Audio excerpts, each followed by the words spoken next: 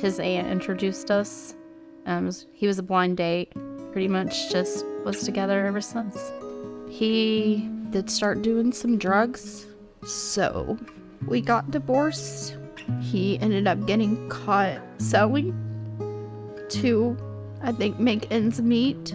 They ended up arresting him, and then he got out for a little while, and then he wasn't going to his probation meetings, and so they rearrested him for probation violation.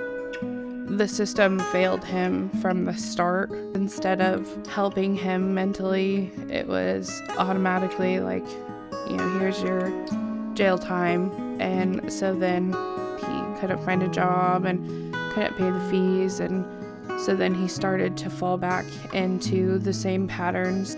We didn't hear anything from him, and then we asked again, and they told us that he ended up having COVID, and so it kind of got delayed. His mom called us all over and told us that Matthew had stage 4 lung cancer and that he was terminal. We just wanted him home with us, to be there for him. Matthew was actually in this, it almost looked like a cafeteria. The conditions of his bed was not good. And you could tell, it had been under him so long that it had started to disintegrate. He couldn't hardly talk because his lungs were giving out, obviously. They're in the end stages of their life. You want to do everything you can to make that person comfortable. I understand that he was in the prison, but he's still a person. He didn't deserve to be treated that way. When Matthew passed, he only had 8 days left of his sentence. And so, we were just really hoping that he would just make it home in time for us to, be by his side when he passed.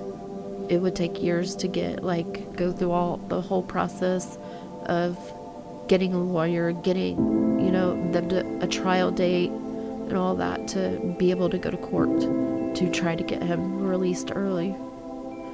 I do want this bill to get passed so that someone else in the same situation doesn't have to have their family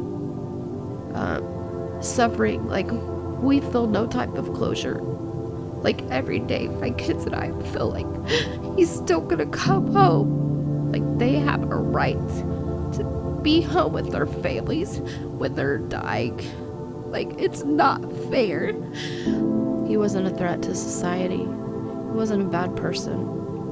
There was no reason that he couldn't have came home when they first found out that he was ill.